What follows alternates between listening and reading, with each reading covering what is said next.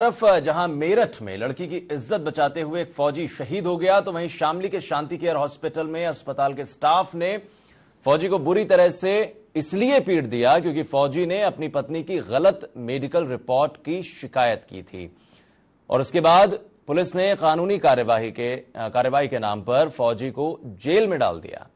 वहीं सेना के जवान ने सही कानूनी कार्यवाही न होने पर जेल में ही आत्महत्या की धमकी भी दी है। पुलिस का कहना है कि दोनों पक्षों को बराबर रखकर कानूनी कार्रवाई की जा रही है। क्या करवाया था आपने? अल्ट्रासाउंड पेट में दर्द होने के कौन से हॉस्पिटल में? शांति केयर में। फिर रिपोर्ट में क्या बताया? अपेंडिक्स पैसा जमा करने के लिए बोला। कितना? 15,000 रुपये। फिर मैं उनको बोला, वे बोले पैसे तो मैं आर्मी में हूँ, मैं आर्मी में ऑपरेशन करा लूँगा। वे बोले पैसे तो आपको मिल जाएंगे, जल्दी यहाँ ऑपरेशन करा लो। चलो मैं तो एक फौजी था, मैंने वहाँ पे इलाज करा लिया, वहाँ पे बिल्कुल फिट पाया, थोड़ा इन्फेक्शन पेट में था। अगर मैं 15,000 रुपये कर देता तो ये मेरी औरत का पेट काट देते और अपेंडिक्स तो। और उत्तर प्रदेश के कानपुर में लुटेरों ने जमकर उत्पात मचाया। लूट के इरादे से घर में दाखिल हुए लुटेरे घर में मौजूद लोगों के साथ जमकर पहले तो मारपीट करते नजर आए और पूरा मामला गोविंदपुरम इलाके का है, जहां पर जो लुटेरे घर के अंदर दाखिल हुए उन्होंने मौजूद लोगों को पहले तो बंधक बनाया, उसके बाद उनके साथ लूटपाट की और जब घर में मौजूद लोगों ने इसका विरोध किया तो लुटेरों ने उनके साथ मारपीट की और मौके से फरार हो गए। हालांकि इलाके के लोगों ने लुटेरों को पकड़ने की कोशिश की, लेकिन आरोपी हवा में फायरिंग करते हुए मौके से फरार हो गए।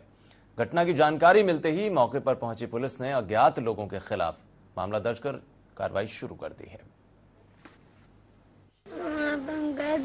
तो सो रहे थे तो दो आदमी ऊपर थे, हमारे दीदी को पापा को मम्मी को मार रहे थे, दीदी को मार रहे थे और पापा जब उठे तो पापा को एक मार दिया और जब आवाज आई तो भाग गए।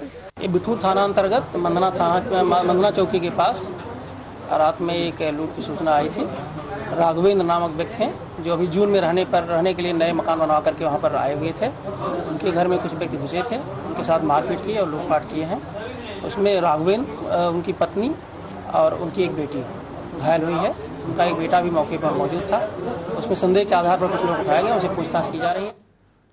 और संभल में अवैध तौर से रह रहे 3 बांग्लादेशी युवकों को गिरफ्तार कर लिया गया है। तीनों युवक फर्जी दस्तावेज बनवा कर रहा करते थे। तीनों युवक संभल के चिमैबली गांव की एक फैक्ट्री में कई सालों से काम कर रहे थे। जब इस बात की जानकारी खुफिया एजेंसी और पुलिस को लगी तब पूरे मामले का खुलासा हुआ।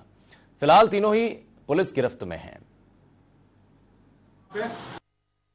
जैनुल, याकूब और अशरफ 3 व्यक्तियों द्वारा पारपत्र के लिए, पासपोर्ट के लिए आवेदन किया गया था। इस संबंध में सब इंस्पेक्टर द्वारा जब जांच की जा रही थी तो उन्हें संदेह पैदा हुआ इनके द्वारा दिए गए प्रमाण पत्रों पर। गहनता से छानबीन किया गया तो इनके द्वारा वोटर आईडी और जन्म प्रमाण पत्र जो दिया गया था वो अभी तक की जांच से वो गलत मिला है और गलत प्रमाण पत्रों के आधार पे ये पासपोर्ट बनवाने की फिराक में थे। गहनता से जब छानबीन किया गया तो ये मूलतः बांग्लादेश के रहने वाले हैं।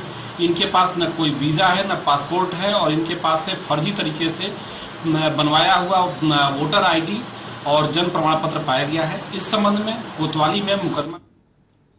और संभल में एक प्राइवेट अस्पताल में घंटों तक हाई वोल्टेज ड्रामा चलता रहा। अस्पताल प्रशासन और मरीज के परिजनों में जमकर लात घूसे चले। तस्वीरें भी आप देखिए। दरअसल एक महिला को अस्पताल में भर्ती करवाया गया, लेकिन जब महिला की हालत बिगड़ने लगी तो उसके परिवार वालों ने डॉक्टरों से इलाज करने के लिए कहा, लेकिन डॉक्टर पहले पैसे जमा करने की बात करने लगे। पैसे न जमा करने पर अस्पताल प्रशासन ने महिला मरीज जो थी उनको अस्पताल से बाहर कर दिया और जब महिला के परिजनों ने इस बात का विरोध किया तो अस्पताल प्रशासन ने उनकी पिटाई कर डाली और इसके बाद मौके पर पहुंची पुलिस ने किसी तरह हालातों को काबू किया।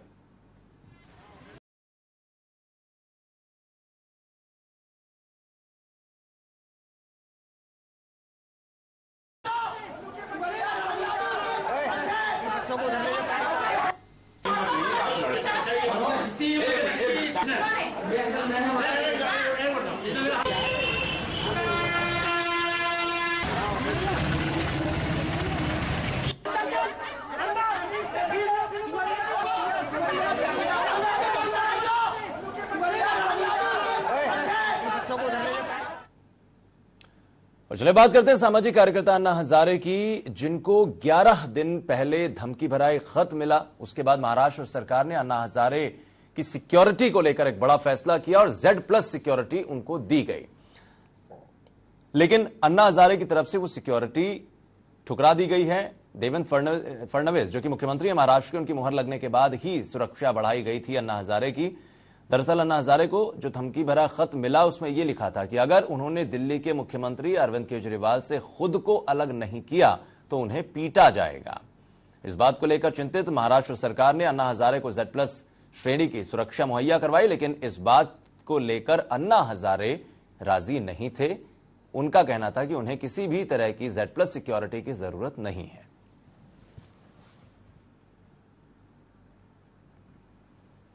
और प्रशांत महासागर के 14 देशों और भारत के नेताओं का दूसरा शिखर सम्मेलन आज जयपुर में होने जा रहा है। अध्यक्षता प्रधानमंत्री मोदी करेंगे। पहला सम्मेलन प्रधानमंत्री मोदी की फिजी यात्रा के दौरान पिछले साल हुआ था। सम्मेलन में 3 देशों के राष्ट्रपति, 5 देशों के प्रधानमंत्री और उनके प्रतिनिधिमंडल के 100 से ज्यादा लोग शामिल हो रहे हैं। सम्मेलन में रक्षा, तेल, गैस खनन, कृषि, food processing, fisheries, solar energy जैसे तमाम मसलों पर सहमति बन सकती है, ऐसा कहा जा रहा है। इसका आयोजन जयपुर के एक होटल रामबाग पैलेस में किया गया है। इससे पहले गुरुवार को 14 देशों से आए नेताओं ने आगरा पहुंचकर ताज नगरी का दीदार किया।